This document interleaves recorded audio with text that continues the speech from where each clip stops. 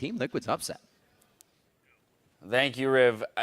That game was just insane. We have to start out by recognizing the fact that that game was just utterly insane. No, I think from champs that you could totally tell exactly how that game was going to play out.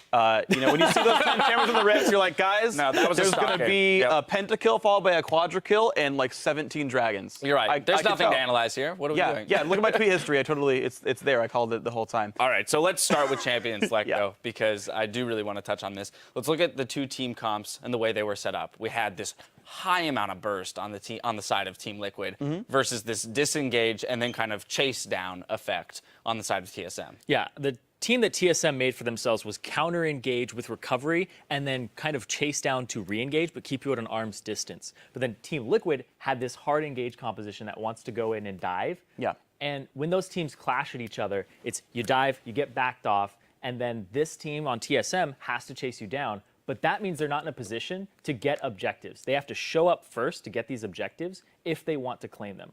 100% objective control by Team Liquid because of that. Because if you show up to the Dragon first as that engage composition, if they show up, you can engage into them. But if you show up first and then TSM comes up and they're like, we're counter-engaged, we want to walk into you, they have to wait for Liquid to make the first move. And Liquid's first move is like, we're just going to take Dragon. Yeah, and that was really well played by Team Liquid. And kind of the way you look at these comps, and again, I want to kind of echo what you're saying about the fact that TSM can't force the issue. There's so many other cool intricacies here that are worth kind of keeping in mind. So first of all is, we haven't brought it up in a while, the stat curve in season 2015, where instead of this linear growth of champion stats, it dips for a while and then it scales up really hard by the end game. The only stats you really gain on level up are tank stats, right? Health, armor, magic resist, if you're melee.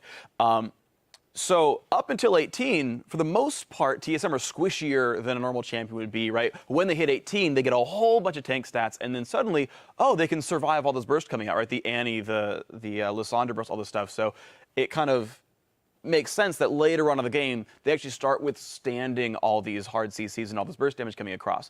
The other thing I want to talk about is Team Liquid's choice to put Quas on Aurelia. Because when you play wombo combo teams, one of the worst things that can happen to you is getting split pushed on, where we want to group up as 5, but this guy's over in the bot lane doing things that we can't deal with. The fact that Quas is not only on a cleanup champion, so that when the wombo happens, he can go do other things, but on a good 1v1 champion to prevent the split push win condition, or sort of the diffusal that way, was really good by Team Liquid. Yeah, I do want to jump into our first replay because it kind of harkens to the point you're both hitting on and the way that these teams interact in a team fight. We're going to go to the first 5th dragon. The 5th dragon, actually, if you want to. You're right. Actually, it is the 5th dragon, so that's a better way to say it. Where TSM is attempting to contest it, and they find themselves in a position where they might actually be able to. So we're going to pull that up onto your screen, and then, Freak, I want you to walk through this one. Yeah. Because you can kind of touch on some of the misplays that come through here. So what's beautiful is the very start of this one, just briefly. TSM actually managed to cut off Team Liquid. Keith is stuck on the side. Also special there, you can see like the AL on his name on the side right there. They've actually cut off the hard engage where Keith is not going to be able to easily go in because he can get jumped on by Cassio, hit by Jinx, things like that. So this is almost a really good spot for TSM. Problem is, though, they don't press advantage enough, and they allow the dive to come in. They don't finish zoning off of Keith, so Lysandra comes on in, they immediately go for Dyrus. This is still like level 13, 14, 15 right here, so these champions are fairly squishy.